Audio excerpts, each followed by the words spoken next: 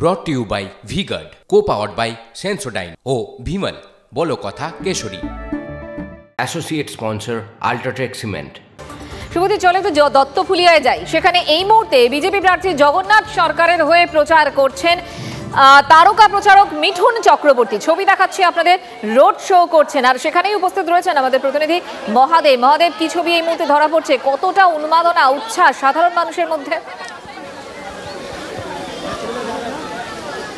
একদমই বলা যায়, দেখো সকাল থেকে মানুষ কাতারে কাতারে মানুষ কিন্তু রাস্তার দুই পাশে ছিলেন, কারণ মিঠুন চক্রবর্তী মহাগুরু, তাকে দেখার জন্য মানুষ এসেছিলেন। এবং বলা যায় যে সকাল থেকে 11টার সময় কিন্তু আসার কথা ছিল, তার আগে থেকেই মানুষ কিন্তু জমায়েত হয়েছিলেন। দত্তফুলিয়া থেকে তার রোড শো ছিল অর্থাৎ বড়বড়িয়া পর্যন্ত প্রায় 2 থেকে আড়াই কিলোমিটার পথ কিন্তু দেখা গেছে যে দুই পাশে কিন্তু অসংখ্য মানুষ জমায়েত ছিলেন।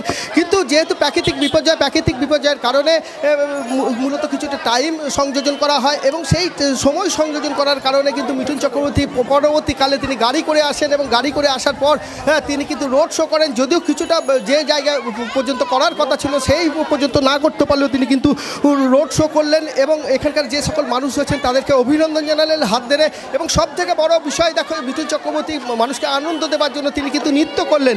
এখানে যে বাজনা বা যে বাদ্যযন্ত্র রয়েছে, বাদ্যযন্ত্রের সাথে গাড়িতে রোড শো, গাড়ির মধ্যে কিন্তু তিনি নৃত্য করছিলেন এবং যা দেখে উচ্ছ্বাসিত মানুষ, কারণ দুই পাশের মানুষ রাস্তায় ছিলেন, তারা কিন্তু যেমন মিঠুন চক্রবর্তীকে অভিনন্দন জানাচ্ছিলেন, হাত ধরে যেমন অভিনন্দন জানাচ্ছিলেন, পাশাপাশি তাকে কিন্তু ফুল দিয়ে এবং পাশাপাশি তাকে অভিনন্দন জানাচ্ছিলেন। এই মুহূর্তে মিঠুন চক্রবর্তীর গাড়ি কিন্তু বেরিয়ে যাচ্ছে। আরও তার নদিয়া জেলায় আরেকটি কর্মসূচি রয়েছে তাহিরপুরে, সেই কর্মসূচিতে অংশগ্রহণ করতে নজর থাকবে আমাদের সেদিকেও। মহাদেব, আপাতত তোমাকে ধন্যবাদ।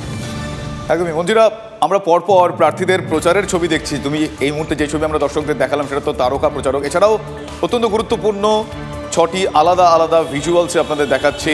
একদিকে প্রচারে অধীর রঞ্জন চৌধুরী, প্রচারে ইউসুফ পাঠান রয়েছেন, বহরমপুরেই প্রচারে রয়েছেন নির্মল সাহা, দিলীপ ঘোষ, অন্যদিকে সুজন চক্রবর্তীকেও দমদমে প্রচারে দেখতে পাওয়া যাচ্ছে। যাদবপুর কেন্দ্রে তৃণমূল কংগ্রেস প্রার্থী সায়নী ঘোষ প্রচারে। আলাদা আলাদা 6টি ভিজুয়ালস আপনারা দেখছেন, সেখানে প্রার্থীরা প্রচারে।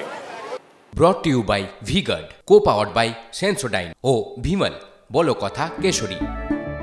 Associate sponsor UltraTech cement.